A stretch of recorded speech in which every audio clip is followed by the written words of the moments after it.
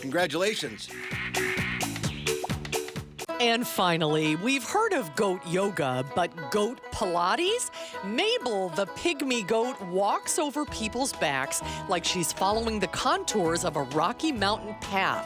The owner of the Pilates studio says classes are suitable for beginners, but people have to be prepared to have goats jumping on them, and holding a plank with a 30-pound goat on top of you does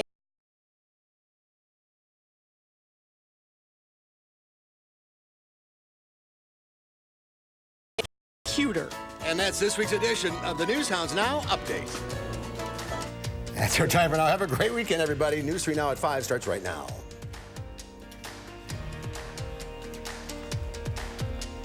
And right now at 5, the Fall River School District Superintendent is suddenly fired. What the district is saying tonight. And how Dane County officials are preparing for thousands of additional people in the area this weekend for the Ironman Triathlon. From the Channel3000.com Alert Center, this is News 3 Now at 5. Thanks for staying with News 3 Now. The Fall River School District Superintendent has suddenly been fired. The board went into a closed session meeting to discuss the matter on Wednesday. His contract was officially terminated that day. Our Jamie Perez is here now in the studio with what we know about this situation. Jamie? Today I actually talked to the board president. Now, he didn't actually answer why the superintendent was fired, but he did say that there was no need for concern from the parents or staff. Now, right now, they're trying to just decide how to move forward after this sudden change. Dr. Michael Garrow's contract and employment as superintendent with the Fall River School District was terminated Wednesday after the school board voted 5-0 to do so. I've been in education over 20 years, and I absolutely love being an educator, and I absolutely love working with kids. Garrow has been the superintendent there since August 2015. Before that, he was the superintendent of the Wazeeka-Steuben School District. The interim superintendent there told me he left that position voluntarily. According to the Fall River School Board's agenda and minutes, the board went into closed session for more than 4 hours on August 23rd to discuss a letter that concerned Garrow's employment. Then this Wednesday, September 4th, the board went into another closed session for 90 minutes to consider dismissal or discipline of a public employee or investigation of charges against such person. After coming out of that closed session, Garrow was abruptly fired. In a statement from the board president, Keith Miller, Garrow's firing was necessitated through matters brought to our attention that did not originate at the Fall River School District. When I asked him who will take over for his position, Miller wrote, "We are repurposing some existing personnel who are in the district, or we will go with an interim or move toward a full-time hiring effort." There is a board meeting inside the school library at 5 p.m. on Monday to decide exactly what route they're taking moving forward. They did say that there is a superintendent shortage and that finding a new one will be challenging, but they're doing whatever is necessary to provide the best fit for the district as a whole. All right, Jamie, we'll keep an eye and see where the story goes. Thank you very much. Sure. 2 teens are arrested after stealing a vehicle and abandoning it near the UW Arboretum. Madison police say it happened near High Street and Delaplane Court just before 10 this morning. Witnesses tell police the stolen SUV hit a couple of parked cars before the teens ditched it. Police say a 15-year-old boy and 15-year-old girl took off into the woods after abandoning that stolen vehicle. A canine then tracked them down. The owner of the stolen vehicle says he just purchased it 2 weeks ago and reported it stolen Monday morning. A man is in jail after leading authorities on a high-speed chase through Dane County. The sheriff's office says 21-year-old Keelan Seaton was stopped by a deputy at County Road B and Keenan Road in the town of Dunn last night. Deputies say he led them on a 20-minute chase that reached speeds up to 94 miles per hour. The chase ended when Seaton hit a curb in a roundabout at the end of Noble Drive and Fahey Glen in Fitchburg. He was arrested on tentative charges of fleeing an officer, possession of drug paraphernalia, and bail jumping. A Montello man is arrested after faking his own kidnapping. The Columbia County Sheriff's Office says they were contacted by a woman who received text messages and a phone call from her husband who said he had been kidnapped at his place of employment in the town of Pacific. The woman says several demands were made for his safe return. That's when she called law enforcement. They found Darryl Mall at his business. He said he was knocked unconscious and was forced to call his wife and to comply with the suspect's commands or he'd be killed. But deputies say there was no evidence recovered Mull later admitted he made up that story. 2 Wisconsin men are facing charges in Nebraska after troopers found 18 pounds of marijuana in their vehicle. Nebraska troopers say they pulled over a vehicle Tuesday for speeding. They say they smelled marijuana coming from inside the vehicle, and they found 18 pounds of marijuana and 800 THC vape cartridges.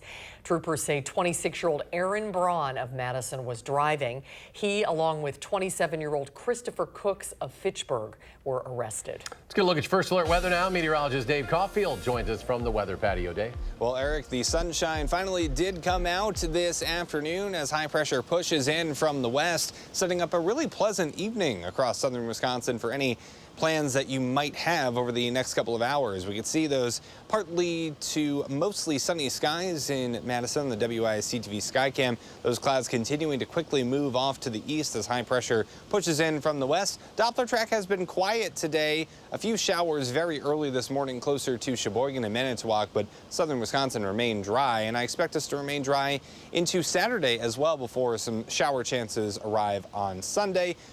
Temperatures right now are in the lower to middle 70s across much of the area. Those wind speeds still a little bit gusty out of the northwest at about 15 miles per hour in Madison. So those winds will relax a bit into this evening. Temperatures falling through the 70s and 60s. Coming up in just a few minutes, we'll talk about what to expect for a jam-packed weekend of events in your First Alert forecast. Dave, thanks. Foxconn says Louis Wu has stepped down as the executive who has represented the Taiwanese company here in Wisconsin. Foxconn said Wu has, quote, relinquished his project responsibilities to focus on addressing some personal matters. Foxconn wasn't specific on those personal matters or say if the change was permanent or temporary. Foxconn says Jay Lee, deputy chair and a board member, will now step into Wu's role. The 25-year-old son of former Republican Governor Scott Walker is considering running for Congress in a deeply conservative district. Walker says his son Matt is interested in the suburban Milwaukee seat being vacated by retiring Republican U.S. Representative Jim Sensenbrenner. Walker says his son has had a number of people reach out to him about running. Matt Walker has never run for office before, and if he gets in, he could go up against some of the most powerful and experienced Republicans in the state. Others considering a run include former U.S. Senate nominee Leah Vukmir and Senate Majority Leader Scott Fitzgerald. Police across Dane County are preparing for thousands of additional people this weekend during the Ironman Triathlon. Yeah, expect road closures, plenty of delays throughout the area. Rose Schmidt joins us live from South Main Street in Verona with what you should know before Sunday's race. Rose? Eric and Susan, this stretch of South Main will actually be open on Sunday, but farther down on North Main Street, that will be closed. And police want to do everything that they can to make sure that you're aware of potential delays this weekend. The Ironman triathletes will be making 2 loops through Verona as part of that bike course. And police want you to know that you should avoid the intersection of Old Highway PB at Wayland, if at all possible, because that's where the bicyclists will be entering and leaving Verona. The athletes will swim through Lake Monona early in the morning and then make 2 bike loops through Verona, Mount Horeb, and Cross Plains before heading back downtown Madison for the running course. Police in Verona have been preparing for this for months. We're pushing probably close to 2 decades that this has been in Verona. And as I said before, we try to treat this like a well-oiled machine and keep things consistent so that those that live in town at least have a better understanding on where they need to go or what roads they need to travel to get to and from. There are only just a few full road closures in Verona, but you can't expect delays. The rest of the intersections along the route will also be staffed with Verona police. So remember to plan ahead, and also police will be working with local businesses that are along these routes, trying to make sure that cars can get in and out. Now, this is a huge event. Lots of traffic. Very inspiring, concern. People love to watch it, Yeah. too, so it's fun to watch. All right, Rose, live in Verona. Rose, thanks. Thank you, Rose. Dane County Sheriff's Office has 20 new deputies. The Sheriff's Office welcomed the graduates after their 4-month academy training at Middleton High School. Before that, Dane County would send deputies to law enforcement academies at local technical colleges. Now, to help offset a high number of deputies at retirement age, the training is being held in-house by certified sheriff's deputies. The class president had some words of wisdom for his fellow deputies. And that's my challenge to all of you today. Don't forget why you put the uniform on each day. Remember what today feels like throughout your entire career, however long it may be that you choose to put that badge on.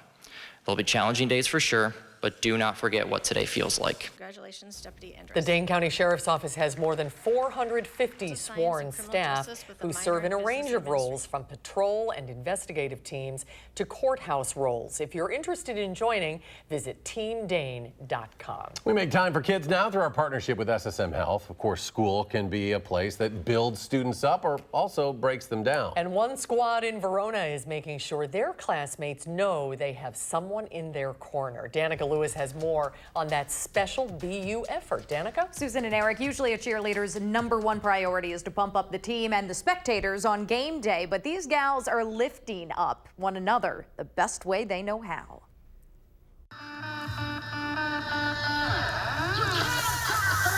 If there were a recipe for cheer, it'd be part palm, part rhythm, and a whole bunch of... Just bring spirit. Right, that. I'm excited because I'm a senior. It's my last year.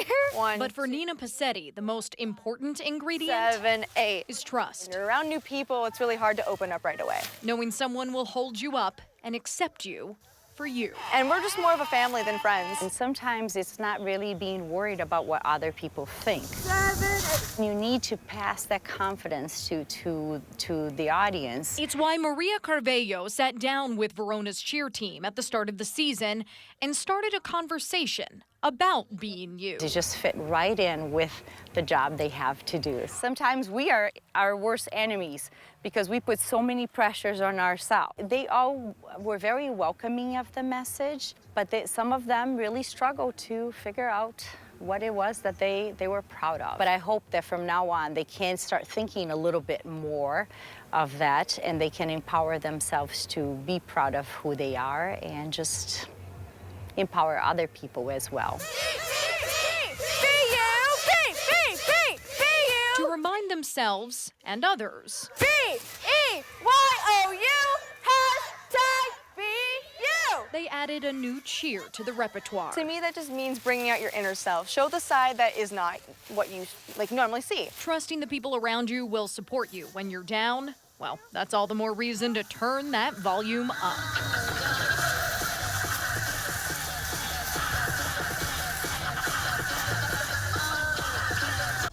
So in that BU spirit, Verona's cheerleaders have welcomed a Special Olympics athlete to the team. This guy right here, a male member at that.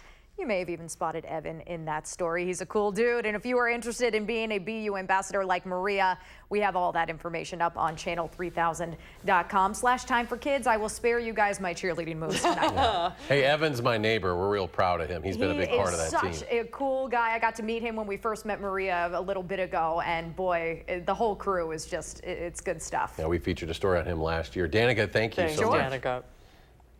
Well, the countdown to kickoff is on at Camp Randall Stadium, and although pre- and post-game parties are usually fueled by alcohol, a familiar face is working to change that. This season, former Badger and pro football player Monte Ball is hosting a series of game day watch parties at local theaters. For last week's season opener, Ball was at the Marcus Palace Theater in Sun Prairie watching the game with die-hard fans. He says his goal is to create the Badger football atmosphere for a crowd that isn't interested in bar hopping. It's a cause especially important to him, considering his past struggles with addiction. My fans most definitely have forgiven me, mainly because of the steps that I've taken, owned up to my mistakes and everything, and they've been true to me and their Badgers ever since I've, became a Badgers fan. Tomorrow you can catch Ball at the Badgerville tailgating event at Union South before the game, which kicks off at 2:30, and then during every away game you can find him at Marcus Palace Cinema. Good for him. Great job, Great Monte, idea. turning it around. All right, the Prep Mania High School football game of the week takes us to Oregon. The Panthers host Stoughton. We'll be live at channel3000.com tonight, 7 o'clock. We're also going to replay that game if you want to watch it on TV. It'll be on TVW Sunday afternoon, also on Wednesday evening. And we will have 2 other games streaming on channel3000.com tonight. Monroe at Monona Grove, Baraboo at Sauk Prairie, live channel 3000. Again, kickoffs for those as well, 7 o'clock. More to come on News 3 Now at 5 up next as Hurricane Dorian hits the southeast coast of the U.S. Recovery efforts are underway in the Bahamas. Well, the latest on the storm. And then coming up tonight on News 3 Now at 6, roundabout construction at Fitchrona and Nesbitt Roads is hurting some businesses, how they're coping with the decreased traffic flow. Quick check of the markets. Mixed results on this Friday. The Dow gains 69, but the Nasdaq down 14. S&P adds 3. We'll be right back.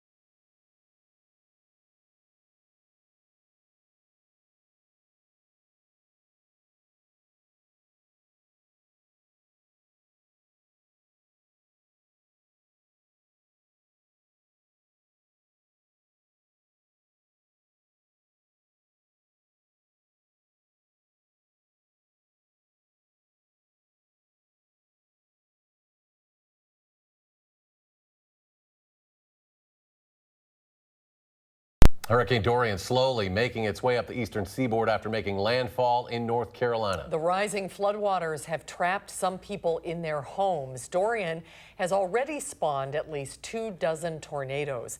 Officials say more than 370,000 people are in the dark and thousands more could lose power as Dorian moves up the eastern seaboard. Officials in the Bahamas expect the death toll to rise significantly after Dorian.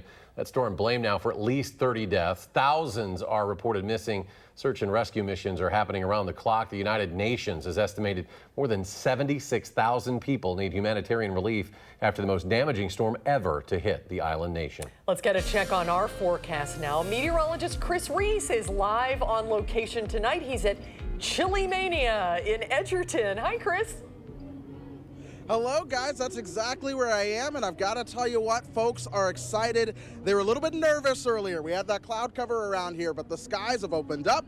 We have plenty of sunshine out here, so if you're coming out to Chili Mania tonight, things are going to be in good shape. Now, tomorrow is the day that the chili is going to be tested. A lot of folks may come out to try to get a little bit of taste of that chili in the afternoon. Tomorrow should be dry, but we're going to be watching some of that cloud cover increase into the afternoon. I've got to love Dave Caulfield's wording on this graphic here. A little chilly to start the day, a taste of early fall, and then the clouds will spice up the sky by the time we get you towards the afternoon and evening. Now, temperatures right now, those have recovered. We've made it right back into the low 70s, so it feels good now that the sun has come up. It's allowed our temperatures to warm up quite a bit, and even the cloud cover, that is moving far, far away from here. We had some of that cloud cover still on the eastern side of the state, but that continues to move on off. Any type of rain or precipitation that's been associated with that cloud cover, even that continues to move on towards the south and east and ultimately away from us right now here in south central Wisconsin. This is all thanks to high pressure that's in control. That's going to be moving in from the upper Midwest, allowing the nice weather to stick around at least for parts of tonight and into tomorrow. But there's a warm front back towards the west. That's going to get closer to us, especially as we get you towards Sunday. So towards tomorrow afternoon, we'll start to notice a little bit more of an increase in that cloud cover. By Sunday, that's when we'll see the best chance for showers. Tomorrow, a lot of those showers should be west of us. But on Sunday, more and more of those showers will move on through. Let's time out the rest of your afternoon and evening for you. Of course, temperatures are into the 70s right now. As that sun sets, we'll begin to watch those temperatures fall. We'll go right back down through the 60s and into the 50s for your overnight lows. Tomorrow morning, you're waking up, as Dave said, a bit chilly to start. If you're headed out towards Chilly Mania, we'll see those temperatures into the 50s. We'll warm up gradually through the afternoon. Look for highs in the low 70s by tomorrow afternoon, and again, more and more cloud cover streaming in. It's going to be Sunday, though, that we start to see more and more of that chance for rain. The clouds will begin to thicken up a little bit as well. But again, today and tomorrow should be relatively dry. As we go through the rest of your 10-day forecast, look at those temperatures staying a little bit below average. The average high right now, 76 degrees. And by Sunday, our high is 67. Now, we'll look at Tuesday, 84. So we will see a rebound in those temperatures, but then another cold front comes our direction. And speaking of cold fronts, one of the things that I really love to make is chili. So we're getting towards that season that chili is more common. I have the Chili Mania co-founder with me, Tom Wrights. Tom, take it away. Just tell us about this event and what it's all about. Chris, thanks a lot. Is this thing on? I hope so. You guys, this is our 30th year for Chili Mania. It used to be a Saturday event, and then 4 years ago we started Country Edge, and we've been building the entertainment little by little by little, and tonight it culminates with Craig Morgan hitting the stage for our 4th year, and we're super excited. He's a big name artist. Super happy to have him in town. There's tickets available. You can still show up the day of. We have a lot of pre-sale tickets that are going great. Chili Mania is a 501c3 organization, and so all the money that you guys do spend down here goes for a great cause. Chili Mania pumps it back into the community, things like that. So we're very, very excited. And then Saturday, the streets fill up with all these chili cooks from around the country, literally. Texas, North Carolina, there's at least 10 teams coming from those states. And you being the chili lover will love the aroma that starts to fill the atmosphere down here at about 10 a.m. on Saturday morning. It's just fabulous. This absolutely sounds fantastic. I have to say, my mouth is watering just thinking about what it's going to smell like tomorrow. My one thing, if there's one thing you want everyone watching to know before they come here, what is that? It's not only about the chili, it's also about the mania. We have a lot of great musical acts coming in this year from international. We have Green Date, which is a Green Day tribute band coming in from England this year. And we also have from California, Mick Adams and the Stones, which is the America's #1 Rolling Stones tribute. Appreciate it. All right. Thanks. Well, man. Tom, thank you so much again for being here. This is an exciting event. And again, don't forget to make your way down to Edgerton if you have the time for Chili Mania. In the meantime, I'm going to send it back to you guys. All right, Chris Reese, they're getting ready to have some chili down there. Yeah, and some fun. Good It's a night mania. for it. Good time of the year for it. All right, just ahead, more deaths from a severe lung illness. This is linked to vaping. We'll have more on what the CDC investigation is finding and what's making people sick with this. That story just ahead.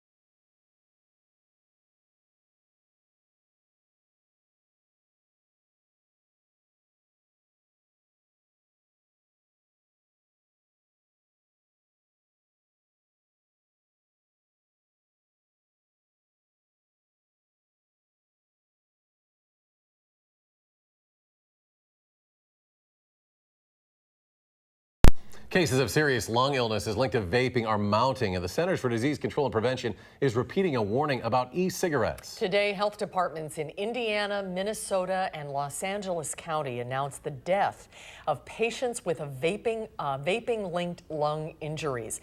That pushes the nationwide total now to 5. Lisa Mateo has the latest from New York.